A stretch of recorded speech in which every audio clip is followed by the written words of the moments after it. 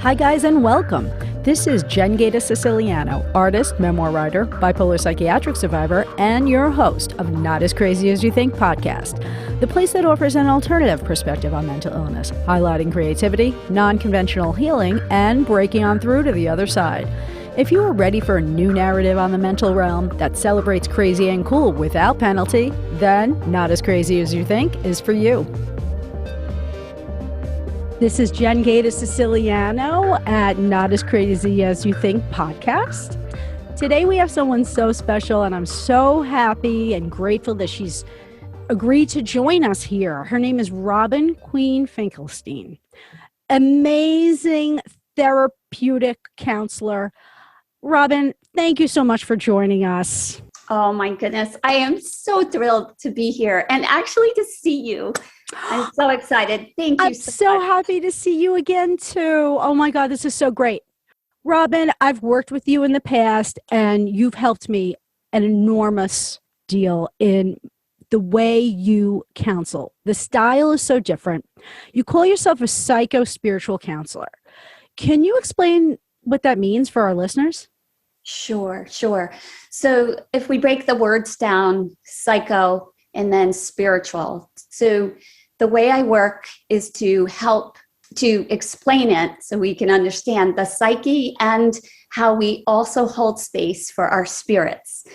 And there's so much about it that is very open and broad. We don't have a specific modality that we go in. We're not analyzing. We are holding space. We incorporate past cultures and spiritual practices, from shamanism, from, meditation practices, inner child work. It's not traditional therapy. I have to tell you, that's one of the reasons why I was so drawn to this, because of its all-encompassing nature. I mean, there was always so many levels.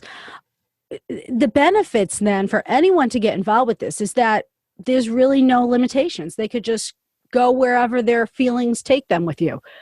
Absolutely. And mind, body, spirit connection. So we're not just studying the mind and the biochemicals that go on in the mind. We are incorporating energy throughout the body, somatically. It's such a beautiful integration. It resonates with people that they're being held and for the whole being, and that we're not dissecting, we're not analyzing. So I don't analyze. I hold your spirit. It's almost just like so accepting of who the person is. And that goes off a little bit off the psychospiritual. That's my style. And, right. And I nurture people. It's my tagline is nurturing you back to yourself, to your authentic self. I was very lucky to be involved with a program that you had for a little while called the Woman's Wisdom Group. Yes. And it was just so eye-opening because I felt like I could just sit in my skin without judgment. And it was really one of the first times I was able to do that in a therapeutic environment. And yet it didn't feel like it was therapy. We were just all together in this space, healing together. But you were such a great leader in helping us get there. I'm positive that many people who want to go into the healing arts, more people today especially, have interest in kind of crossing over into a more holistic route. How does a person who wants to get into that kind of profession go down that course of action? Right. Well, I think I'm just going to take my journey a little bit to share, because I was seeking out personally, looking for my own psycho-spiritual awakening. So I was a seeker already. Part of myself that I had to heal. I was such a giver and wanted to help everybody else. So I had a very dear friend, and I was trying to convince him to do this program that I found called Helix. And it's, it's everything and more, everything we were just describing. It was so expansive. I was like, oh my gosh, this is such a great program. And, what do you think? And do you want to go? And then he turned to me and he said, I think you want to go there. And I just was like, oh my gosh, how could I possibly do this? I didn't have a formal college background, and it all just fell into place. So the desire needs to be there first, to just like craving of, I want to learn about myself. So I really wanted to go and do self-discovery work. And that's what was so unique about my program. And not to put down traditional therapy, the trainings and the college degrees for psychotherapy.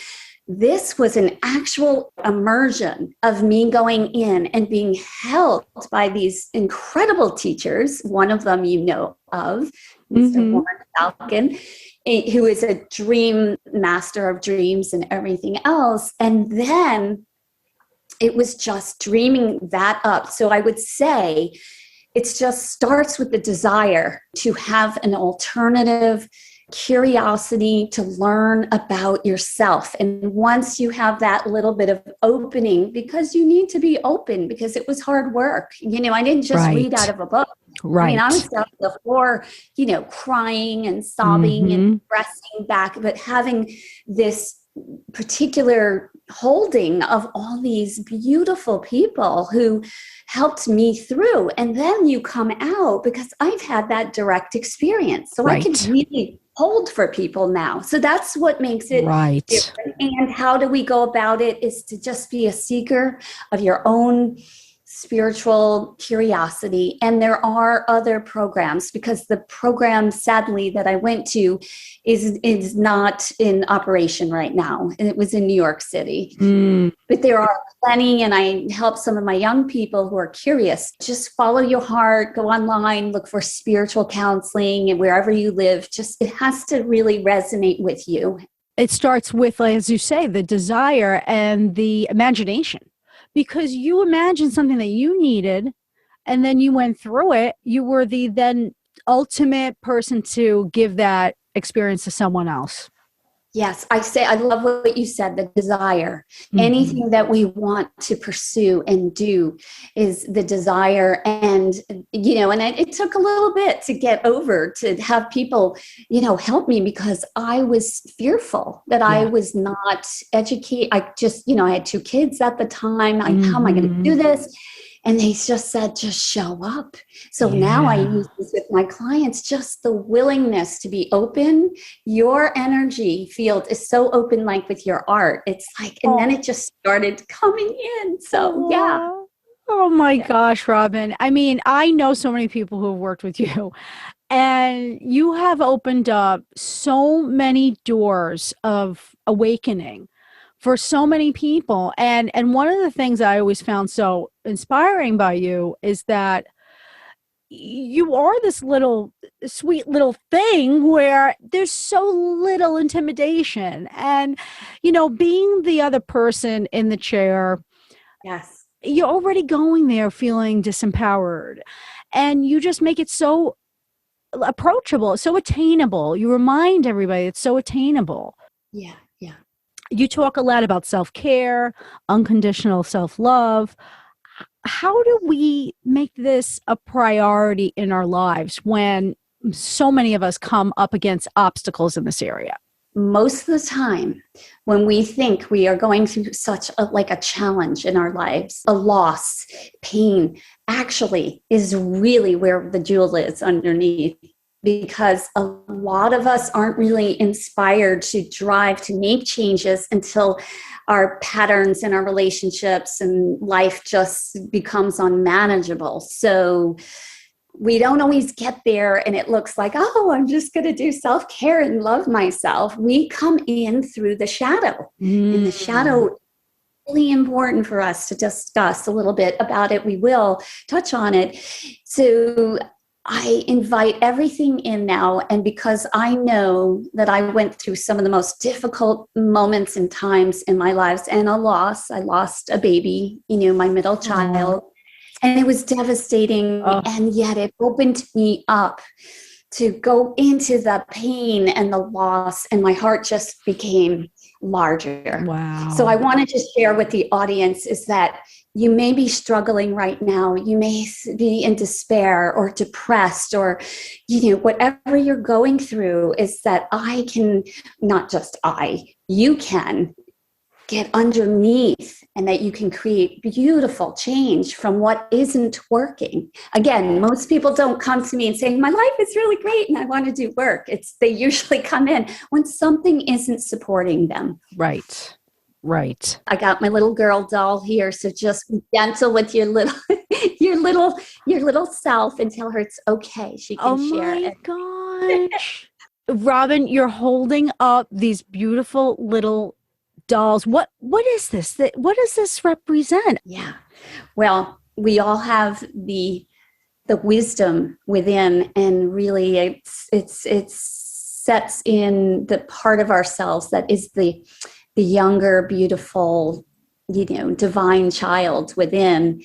And we can get so much information from the child within. And when we talk to a child, we're usually much more compassionate and loving. We're not in the prefrontal, we're in the heart. Look, my little doll she's got a little heart there. I love it. Yeah. So when we can actually see ourselves as this innocent, beautiful child, we start off with compassion and love, or energetically already. So I use my dolls, with my people that I love, young children and up to adults, to help them know that the child within, we want to retrieve her and get the information, because that's where some of our parts of ourselves were cut off. Right. And just looking at the child. So it's inner child work.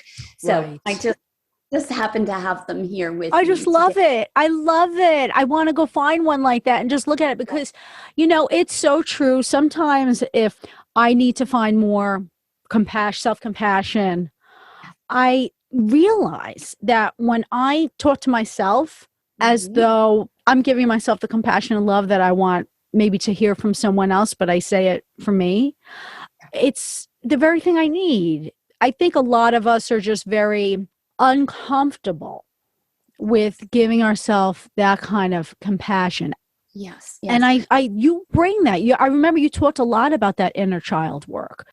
Well, again, it's just to know that this younger part lives within, and it's so informative, truly, right. And what's so helpful is to look to our past with a very gentle approach, because we don't want to re-traumatize. It's very interesting. Young people, when they have had challenge or trauma when they're little, we have an ability in part of our brain to help protect us to actually survive, to shut things down. Right. The gifts that we actually receive from in really getting in touch with our inner child, and how we do that, and how I learned through a part of my program was really inner child exploration and exercises to actually be really curious and actually ask your inner child for information. So as you were saying, sometimes I talk to myself, and it's beautiful to talk to yourself and to be heard. And our children need to be heard and seen.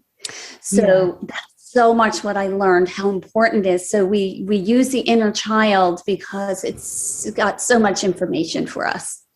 I guess my inner child comes out when I speak to you. I mean, like, you have that kind of feminine energy that I think many women who work with you connect with, because so many of us have had issues with maternal figures in our lives, or we found ourselves in situations that have maybe compromised our feminine voice. We live in a male-driven society. So it's a little scary sometimes because I do believe that the feminine has a lot to do with the emotions. And sometimes that can get messy. A lot of people reject that. And yet at the same time, there's a lot of men who can also get in touch with that side of themselves. Do you feel like men who might come to you for treatment, it's a little harder for them to get in touch with that? Oh, yes, absolutely. And when we get in touch with the younger little guy inside, it's just so beautiful to watch. Little boys were told not to cry. They were told to be strong. Most of that came from just a primitive survival, staying alive as the human species. Right. However, when we cut that off and tell a little boy not to feel his feelings and cry, what do we think is going to happen? Right. As an adult. It's going to hold it all in. Yeah. Hold it in. We call it, now we're going to talk a little bit about what happens when we cut things off of ourselves. We start compensating a new self, a one that we think will be acceptable to the outer world. However, that will fail eventually because we are not integrating our whole being, which our emotions are actually so informative to help us move forward in our life and help us get to what we need. And so we can be authentic. It cuts them off. Even a little girl, some mothers who just come upon it innocently, they don't have the skill to nurture. They may have been told also, pull your pants up by your bootstraps and be strong. Okay. That also rears its head down the road because then we become very masculine. So we need the feminine and the masculine energies to be in balance. Right. That's a really important part of integration of self. And it usually gets lost in the child early on. Right. I'm sure it's a powerful experience when they finally get in touch with that. When you talk about this strength that, we try to uphold and whatnot, we push down those emotions. I always felt that when I did go work through the emotions, have my crying experiences or, get real with myself, that's when I learned about a new strength. And I guess that doesn't come naturally. It's like, that's the part maybe we have to work on a little bit more. Absolutely. Yes. Well, knowing that our very strengths can be our weaknesses. Right. And our weaknesses vice versa. Which then we talk about the masculine. So the masculine, like women today, like we are super, multitaskers. And we're trying to raise our children and we're trying to find purpose in our lives, whatever that may be. And to hold that balance, it's very, very difficult. And a lot of us, I think, are being called now, and with everything that's going on in the world, is to really look at ourselves in the whole perspective. Where's the feminine part? I love what you're wearing. And I love just metaphorically what you represent. You're strong, you're doing this work, you're putting yourself out there. That is the masculine, the benefit. And then you have beautiful lace on and softness, which is a really nice, compliment. And then you have your artwork behind you, which is your creative. So we're all like really trying to create wholeness. From the moment we're born, we want to be seen as whole, which means accepted and loved. Now we can say the word love. However, love is a verb and it is about unconditional. There's not a lot of expectations placed on us. So if we're driving from the masculine too much, we're going to be too hard on ourselves. If we're not in touch, if a male isn't in touch with his feminine side, right? Mm-hmm. He's not going to be relatable. He's not going to be in his heart chakra. He's going to be, in the fixing and in the security mode, which is also important. However, we all need both. So it's really exciting to work with men and women and children. It's just so exciting to be a part of the world and to know that we all have the inner child. We all have a shadow part, which is also so informative too. So You've talked about before making the intention. When you work with people and you know that they're coming to the table with wanting to fulfill an intention, what's that guidance that you can give them to help Right. them follow the course from, A to B? Right, right. Well, the first A is, to have the willingness. First of all, when people come in, they're already seeking, so we know they're open. Right. And then to really be curious with Mm, them. Now, some of this goes back to our childhoods where our parents or our caretakers may not have had the skill or the intuition or just fear blocking them to really lean in to be curious about right. all the creative parts of ourselves. If they were dogmatic and just practical from a survival standpoint, creativity wasn't really invited in. Right. So what I help my clients with is to hold the container for them to really get excited and ask them questions and ask them, well, what color do you see and when are you dreaming? So it's really the relationship that helps create a opening. And because a lot of us will say, oh, well, I want to be a dancer, but I'm not good at it, or Yeah. whatever. And they will just judge. And so we don't judge, we just observe, and we get creative, and we bring everything into the room when you're working with a client. So if you're analyzing from a traditional standpoint, they're taking notes. Yeah. They're actually analyzing. Yes. They have to write down on a piece of paper, because that's just how insurance companies, Right. cover. It's really sad. I It's know. really, really sad. I So know. here I get to just be in the world. And I just want to share, I'm working with a lot of younger people. And especially now with COVID, what is so cool, I get to be in their rooms. I'm like in their bedrooms. I'm like, oh, tell me about that True. painting, or what's that? And most of our session is just being curious with them. Wow. And already their chakras, you can talk about that if people don't know what chakras are, but energy fields are open and they just start to feel alive. So that sort of willingness, curiosity, the right environment, that someone loves you unconditionally and really gets excited about you as a human being. I would say front and center, you were the main person that helped me begin my journey because I was coming from it at such a traditional angle. And when you had given me this insight, and then I started being brave enough to open up, I'd like to share something that happened with me. I had, as everyone knows on this podcast, I am labeled with the crazy bipolar disorder. And I like to think of it as a gift rather than this curse. And I remember recently, a few years ago, it was about 3 years ago, I was kind of caught in this shamanic journey. And I had a program, I guess, of safety or of rescue that you were on the list of as a healer, as one of the healers that I chose.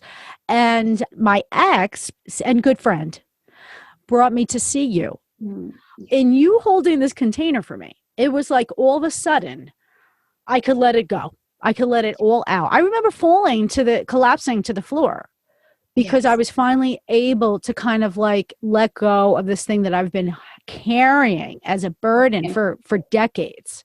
Now, I don't know what you did because I can't even remember because it was so deep, but you clearly saw what was going on and you responded so in the moment to my soul. You responded to me so holistically. I mean, this is a very special quality. Not many people have it, but it seems as though this is a practice, an approach that you have mastered. Yeah. Well, what's so beautiful about it is that I would say you dreamed up that session and you were ready. Your soul was ready.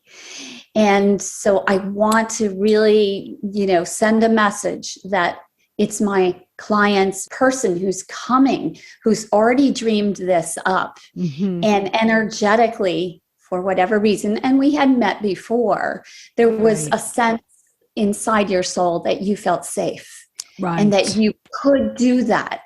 Now, for survival reasons, if you detected, which we'll talk a little somatically, our bodies remember Right. everything from the past. And if you get a sense that you are being judged, analyzed, criticized, not seen and loved the way we're talking about unconditionally, your body defenses, which we could even have another show about this, we have these defense mechanisms that you were talking about, that you were able to just contain it and cut it off. Right. And in time, it just comes out. Your soul was seeking, and you dreamed up that perfect scenario with your husband at the time. His soul also was a part of the contract.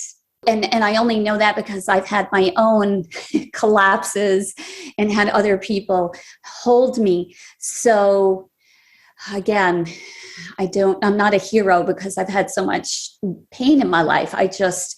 I've really done the deeper work. Right. And I think people feel that because they feel compassion, they feel empathy, they feel, Yes. I go from teaching people about the difference between safety and security. Safety is when you throw a raft into the ocean and you're holding onto it, but the water's still bouncing you around, and it's not a fullness of security. And so the Right. container is the security, that you're not going to be judged and you're going to be accepted, and you're going to have someone lean in to tell me what is going on for you, and the horror or whatever trauma was not dealt with. There's so much natural healing that you commit to. And that's kind of where I'm going in the future with my mental health status. I want to go more natural. These alternatives that, you have pursued in terms of your own natural healing. I know that you had some issues with Lyme disease. Mm-hmm. Yeah. And you approached it in a very natural way, which most people wouldn't even know where to begin with that. Like, how did you approach that? Right. Well, intuitively, I had already been through my healing process and going through Helix and my training. So I knew I needed to get to the root cause. And if I were to skip over the root cause, I would not be really addressing the virus. What I ended up having was Lyme disease, but I had chronic Lyme. And what I had was, we call co-infections. There were other things, but there were like heavy metals that I had in my mouth that actually were affecting me as a young child. I had like 15 fillings in my mouth. And now what we know about silver, it can help mental anxiety, dissociation. I mean, I had so many things, but I really learned, like when I went down into the basement and got to the root cause, that it's not just one thing. It was not just one thing. So after I had already been awakened to a holistic approach, I just knew when I had the Lyme, I needed to start, from the ground up. My soul knew. So when I got the call that I had Lyme disease, I was in my office with a client, and this client who knew I had to pick up the phone, I said, I don't ever pick up the phone when I'm working. Right. And she said, please pick up the phone, because they knew I wasn't feeling well. And they said, it's absolutely came up very strong that you have Lyme disease and these other viruses alongside. And she said, it was a doctor. She said, how do you want to treat it? And I said, of course, naturally. She was a functional medicine doctor. Yeah. And so from that point on, she just opened some doors for me. But I really, Jen, this is so important. I had to be my own investigator. I had to research out. I mean, it came, but I had to be a seeker. Yeah. And I just knew in my soul, I needed to work holistically and work from the ground up. Yeah. It took a while, but I did find the right people. I was so sick one day, I couldn't get out. I said, I'm so sick. I told my husband, who's a doctor, a holistic doctor, I need to go to this conference. He's like, but you're not feeling well, and your blood sugar was dry. I said, I got to get there. I was led, the intention. got there. And then Wow. all these doors opened because everybody was saying what I knew inside was true. And Ah, that is so important. that validation is so important, and it is something that we need to look for. I think people have to have courage too. The answers are out there. Yeah. Yes. And you said a key word, courage, willingness and courage. Yeah. Those are the two things that are most important, because look, we need Western medicine at a certain time. If we're in a car accident, sometimes, you want to be in a hospital. You cannot taking some herbal remedies and, go into meditation. There is a time and place for everything. And sometimes it's just like an impasse of, I'm not against people using things if it's, to help them to get to the point where they're ready to go down deeper and see what's underneath.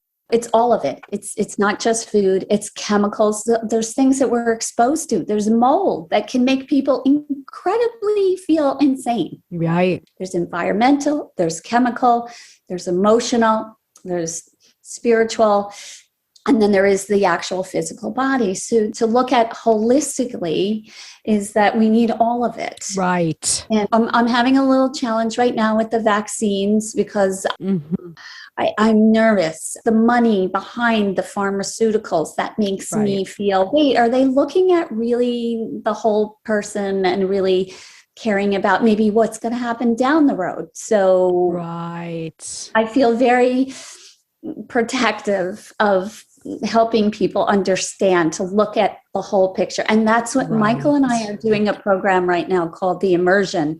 So I have him from the medical standpoint, and then I work on the emotional. So we can really hold somebody through a journey. That's because great. I don't have all the knowledge that he does, about how certain, pharmaceuticals work. Right. It's exciting, and it is important to have the wisdom and have all the information.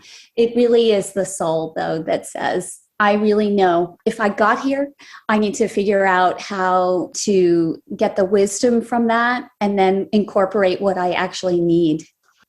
Much of Western medicine, especially when it comes to psychological understanding, there's an absence of talking about and acknowledging the soul as a component. It's so part of us, our souls. Yeah. Because the soul itself has the biggest information system for each one of us. Yeah, you're right on, Jen. If we don't treat the soul, and the spirit, and again, we have so much wisdom. Our bodies really can heal if we give ourselves the nourishment, and it's not always through food. I mean, it's we need love, we need attention, we need acceptance. If we have negative thoughts, and it was part of some of the things I was thinking of, if we think negative thoughts and we're evaluating ourselves, what do you think happens to yourselves? Right. So what we want to invite in is all the possibilities and different ways of looking at ourselves with acceptance. If we're fighting something, we're just going to go, we're going to fight. You say no to yourself. Any kind of negative energy, it plays out in how we feel and thwarts our creativity. We're all here to come to create and share. Right. And if we're not interconnected and not seen for our whole selves, what are we? We're just showing up for what? It's just depressing. Right. To me, a lot of that psychology or that synthesis of what our minds are doing, it's actually, to me personally, in my life, it's been debilitating. Yeah. When you're not validated, there's that sense of, I can't do this. Well, feeling not accepted into a system, and that's our families, even when we're younger in society, we're about surviving. Right. However, we are not thriving. Right. And we will actually cut that part off of ourselves for the need to survive.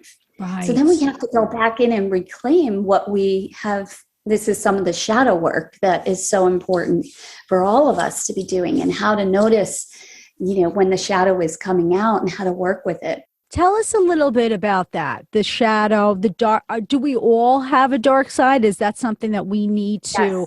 deal with to get to the light? Yes, yes. We traditionally, through psychology, Jung has brought us to an understanding that we all have this shadow part, and the healing is in the shadow. Warren would say the gold is in the shit, like go in there. However, yes, we all do. And it also could be from past lives if that's something that one believes in, Mm-hmm. or parts that were not healed through families generationally. We Mm-hmm. could be holding that if someone was rejected. So it's the rejected parts of ourselves that were not allowed to be there. Like my Right. story of the little boy who's, I did have a client the other day who said that he fell and his grandmother said, look at the sky and don't cry. It was almost like a rhyme, this song she sang. Right. So what do you think happened? So that part, this is part of how, the shadow gets pushed away because it's not accepted. Yeah. Not accepted. That's really what these parts of ourselves that were not accepted are the shadow. Now, how we know the shadow is there is if we're actually projecting outward onto someone else. So the things that we feel are unpleasant about somebody else's personality, a lot of times that we could find shadow within ourselves, or envy with somebody, or jealousy. Jealousy Mm-hmm. is just really a longing for, something that person has that we desire, and we don't Right. even know that it's what we desire. However, that Right. would be the shadowy part. So we all have it, and it's exciting because we grow.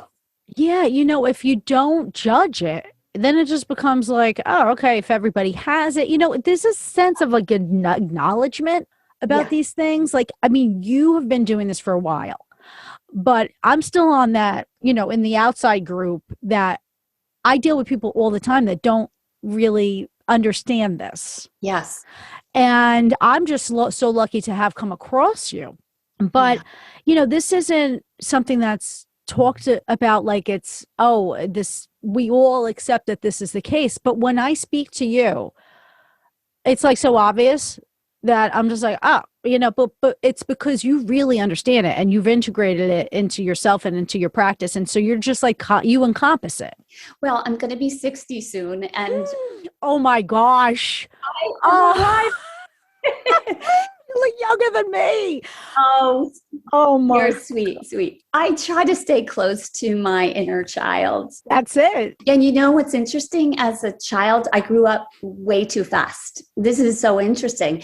Then when I did my work, I realized I need to be young. Oh, I was wow. constantly trying to be a grown up, to move out into my world too fast, because the world that was provided for me with a lot of love, it was also limited. So I realized that I was like, what about this? So just being curious about keeping that part of me, having long hair and, just being funny and playful. I wasn't always like that. So Yeah. it's really, that's part of the shadow work, is to, invite in and embrace what we have cut off of ourselves. And so Right. it's such a peaceful feeling when, even when there's a storm, that you can, how you can remain grounded is just to know that we will grow and we will be stronger on the other side. We don't all feel that way. We get Right. fearful, and then Right. we get limited, Yeah. right? Yeah. So there's this sense that we're all approaching the next wave together, I guess time period era, society wise, world wise. Yeah. And if there's other solutions that can be presented to us, that would be just so much more helpful. And that's why I wanted I guess my listeners to hear what you have to say, because you're so unique and there's so few of you, that at least if that message gets out there, your message, your voice, your story, that maybe other people who are in the profession will be inspired. And that I think needs to take place more, that, a lot of people who are in the a traditional therapeutic role, Mhm. I think that they are a little nervous about trying something new, trying a different approach because, oh, are people going to take me seriously? But you went there, and it's funny because you came at it from another angle. You wanted to heal yourself. Right. Right. That's what makes it really authentic. Yes. Yes. Traditional therapists that are truly wanting to help people, and many of them are. Yes. I sort of am curious, if they can contain and hold the space of the collapse or right, just letting loose and not even working so hard. So I have a little thing with when I hear some of my clients bringing their young people to seek out therapists, and they are already starting to work on issues instead of building rapport with them. right. And just like, tell me about you, like that rapport. So the moment we feel evaluation, that's when we can only go so far. Right. So I would just say there are more spiritual counselors out there, I feel, today. And how I know that too, and information is you can go online today, which is really great during COVID. Look for the jewels. Right. There are so many people doing podcasts. There are so many people doing little seminars like on shadow work, inner child work, shamanic work. So we really have a lot right now. We just, again, need to have the seeking. And so I tell my clients, look, if you're dealing, with anxiety and, well, I don't have you there. There's apps about meditation. We don't all know how to meditate. I had to learn. Right. But there is a lot out there, Jen, which I'm excited about. Yeah. And I appreciate, you inviting me on the show today to help people. I'm here to just give them information. And the other thing that I love, I give them tools.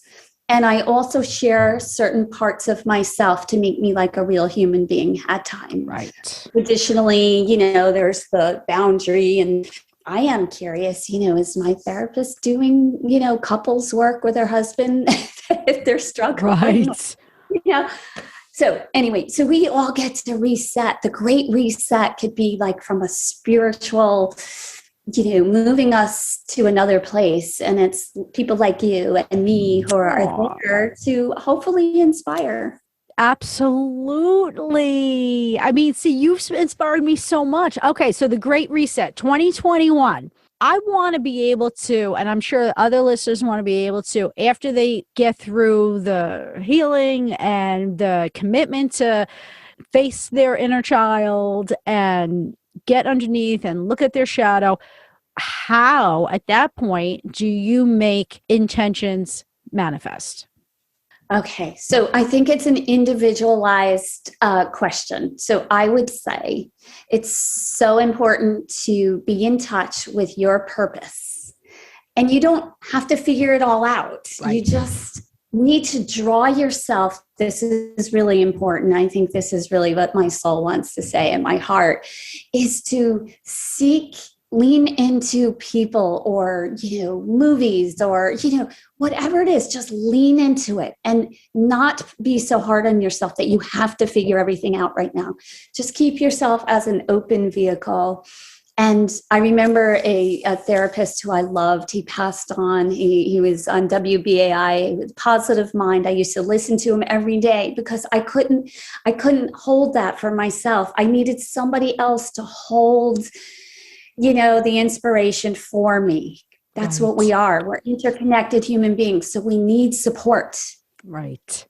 At Sunraven, we have the home that I live in with my husband in Bedford, New York, part of the year. We have circles. We have drumming circles.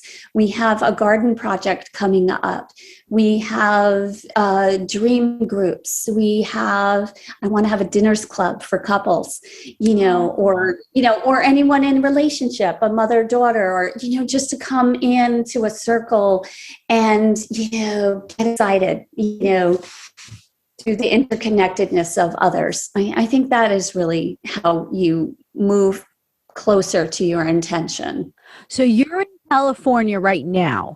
Are you offering, Zoom seminars, or what are you offering right now so that people can find you, and where do they go? a website. We have a website, and I'm the slow medicine therapist, and Michael is the slow medicine doctor. And you right now can have a Zoom call with me. So we're doing a lot of virtual. We are right now working on more programs for when we come back in the spring. It'll be very COVID friendly because we have a lot of outdoor space and like canopies. So I generally see my clients outdoors, with the horses and the peacocks and the peacocks. nature around us. Yes. And nature, I forgot to just mention nature. So nature nurtures us. Yeah, part of the self-care. And I mean, yeah, you have that beautiful garden. Are you still doing the co-op where people can contribute their time to the garden? We do. We help everybody, just so you know. I won't turn anybody away as long as you have willingness. So I want to just share that about financials, because some people are really in hardship right now. And then sometimes they'll come and do some work and help us in the garden to be a part of the community, to give back. So I really think that's important. So we have lots of things brewing right now. We're doing meetings with some of our folks back on the farm. We have a new farmer, and he's really excited about doing some programs. So yeah, we have a lot. Oh my gosh. I'm so excited for you to return here. Although, you're having a ball over there with the talk about nature. Yes, I dreamed it up, and it took some time.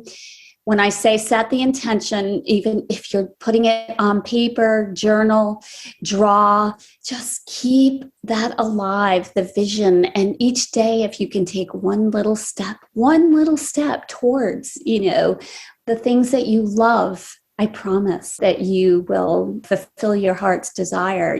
That's really it. It's slower the better. If we move too quickly, we don't necessarily integrate. That's how we came up with the slow medicine titles and the slow medicine approach. We're in Bedford, New York. Slow medicine. We have a really beautiful website, and you'll find all the information that you need. I really want to create, I would love to create like a reality show at the home of slow medicine. I'm watching a show right now that I'm so excited about. It's called The Lost Kitchen. And this woman who was having real heartache in her life. But anyway, she created this restaurant up in Maine. And what I love about it, it inspires people how to, when it gets hard, like to think of the next thing, that the next challenge is just going to bring us closer to manifesting. Like you with your artwork, Jen. You're inspiring so many people.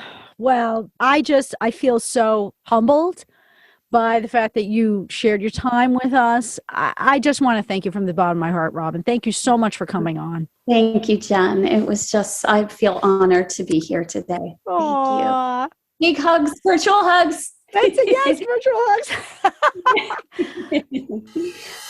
Thanks for listening to Not As Crazy As You Think, and don't forget to subscribe to my YouTube channel. And remember, mental health is attainable for anyone, especially those labeled with mental illness. Until next time, peace out.